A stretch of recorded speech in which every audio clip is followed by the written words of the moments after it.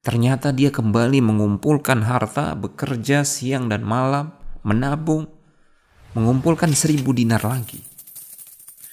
Sementara itu, di seberang pulau, laki-laki yang dipinjami tersebut sedang menunggu-nunggu adanya kapal yang datang di dermaga. Karena hari itu adalah hari jatuh tempo, sesuai dengan perjanjian mereka berdua. Dia menunggu, dan menunggu, namun dia tidak melihat ada kapal yang datang pada hari itu. Dan dikisahkan bahwasanya laki-laki ini yang menunggu harta miliknya, pengembalian harta miliknya yang 1.000 dinar tersebut, disebutkan bahwasanya pada saat itu dia dalam kondisi sangat membutuhkan. Kondisinya tidak seperti dulu lagi. Dia sekarang menjadi orang yang banyak kehilangan harta, banyak kebutuhan, banyak yang dia tanggung. Namun hartanya menipis. Dia tunggu-tunggu dan terus menunggu, tidak ada kapal yang datang. Beberapa hari berlalu, nihil, tidak ada hasil.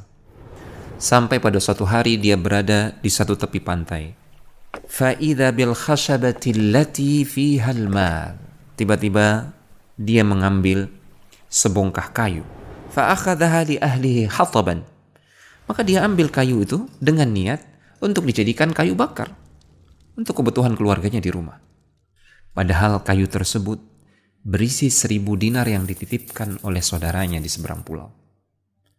Beruntung kayu tersebut tidak langsung dia bakar.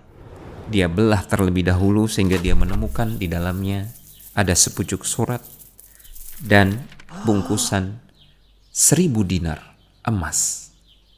Dia membaca sepucuk surat dari saudaranya yang berisikan permohonan maaf bahwasanya dia tidak bisa datang tepat waktu karena tidak menemukan kapal atau perahu. Beberapa waktu kemudian, saudaranya yang meminjam datang dari seberang pulau. Dia datang membawa 1.000 dinar. Kemudian dia sodorkan kepada saudaranya tempat dia meminjam. Kemudian dia mengatakan, aku mohon maaf, aku tidak bisa datang tepat waktu karena kendala-kendala yang aku hadapi. Ini 1.000 dinar ini aku kembalikan saat ini. Aku mohon maaf atas keterlambatan ini. Bayangkan kejujuran yang luar biasa. Padahal sebelumnya dia sudah menitipkan 1.000 dinar kepada Allah Subhanahu wa taala untuk disampaikan kepada saudaranya. Namun dia tidak bergantung kepada lautan, kepada ombak, kepada kayu. Dia bergantung kepada Allah Subhanahu wa taala. Kendati demikian dia tetap berupaya untuk meyakinkan dirinya bahwasanya 1.000 dinar ini benar-benar dikembalikan kepada saudaranya. Dia kembali mengumpulkan harta, menabung, sampai kemudian dia datang membawa 1.000 dinar lagi.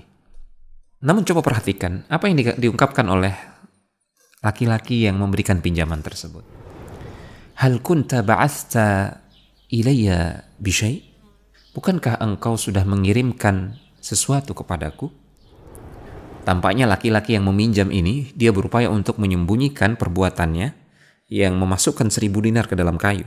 Dia berharap itu cukup hanya Allah yang mengetahui, cukup Allah Subhanahu wa taala yang menghitungnya sebagai pahala untukku di akhirat kelak. Dia berupaya untuk menyembunyikannya. Dia mengatakan, aku mengatakan kepada engkau, aku punya kendala untuk datang, sekarang aku bisa datang, ini 1.000 dinarnya. Laki-laki yang meminjamkan 1.000 dinar ini dengan jujur, dia mengatakan, fa innallaha qad adza anka. Sesungguhnya Allah Subhanahu wa taala, dia telah menyampaikan titipanmu kepadaku. Alladzi ba'athta fil khashabah. Titipanmu yang engkau masukkan ke dalam sebongkah kayu. Itu sudah sampai kepadaku. Allah Subhanahu wa taala telah menyampaikannya kepadaku. Maka silahkan engkau bawa lagi 1.000 dinar ini. Ya, 1.000 dinar ini milikmu. Ya, hakku sudah aku dapatkan. Dia mengucapkan itu dengan jujur. Padahal kalau dia mau, kalau dia tamak akan harta, dia bisa saja mengambil 1.000 dinar tersebut. Dia bisa mendapatkan 2.000 dinar. Namun itu tidak dia lakukan. Karena takut kepada Allah. Karena dia meyakini Allah melihat apa yang terjadi. Dalam riwayat yang lain, Abu Hurairah menceritakan, para sahabat setelah mendengar kisah ini dari Rasulullah SAW, para sahabat berdebat. Ya, siapakah di antara kedua laki-laki ini yang lebih saleh, ya, yang lebih bertawakal kepada Allah Subhanahu wa taala? Bayangkan sampai-sampai para sahabat berdebat, memperbincangkan siapa di antara kedua orang ini yang lebih amanah. Yang meminjam dia sangat amanah. Yang memberikan pinjaman dia juga amanah. Dia jujur mengatakan bahwasanya apa yang aku pinjamkan sudah dikembalikan oleh Allah darimu. Kesimpulannya, teman-teman yang dimulakan Allah Subhanahu wa taala, Allah lah yang mengatur kejadian itu semua. Allah lah yang mengatur pada hari itu dia tidak menemukan kapal dan perahu yang menyeberang. Allah pula yang mengatur laki-laki tersebut menemukan sebongkah kayu. Allah pula yang mengatur sebongkah kayu yang dilempar ke lautan tersebut, dia terdampar di lokasi yang tepat, di waktu yang tepat, sehingga ditemukan oleh pemiliknya, laki-laki yang memberikan pinjaman. Allah pula yang mengatur dan memberikan taufik kepada laki-laki tersebut. Dia tidak langsung membakar kayu bakar tersebut, namun dia lebih dulu membelahnya, sehingga dia menemukan sepucuk surat dari saudaranya dan menemukan 1.000 dinar di dalamnya. Allahu Akbar. Tidak ada sesuatu yang terjadi di muka bumi ini dan di langit terjadi kebetulan begitu saja tanpa ada tujuan dan hikmahnya. Semuanya telah diatur oleh Allah Subhanahu wa taala. Kemudian pelajaran berikutnya, seseorang betapapun besar hutang yang dia miliki, namun jika dia bertekad untuk melunasinya, maka Allah akan membantu dia untuk melunasi hutang tersebut, sebesar apapun hutang tersebut. Sebaliknya, jika seseorang dia meminjam harta milik saudaranya, kemudian dia memiliki niat yang buruk, dia tidak berniat untuk mengembalikannya, maka sekecil apapun hutang tersebut, Allah tidak akan memberikan dia taufik untuk mengembalikannya. Dan ini termasuk kezaliman yang kelak akan dituntut di akhirat. Kemudian perhatikan betapa dua orang laki-laki ini memiliki persangkaan yang baik kepada Allah Subhanahu wa taala.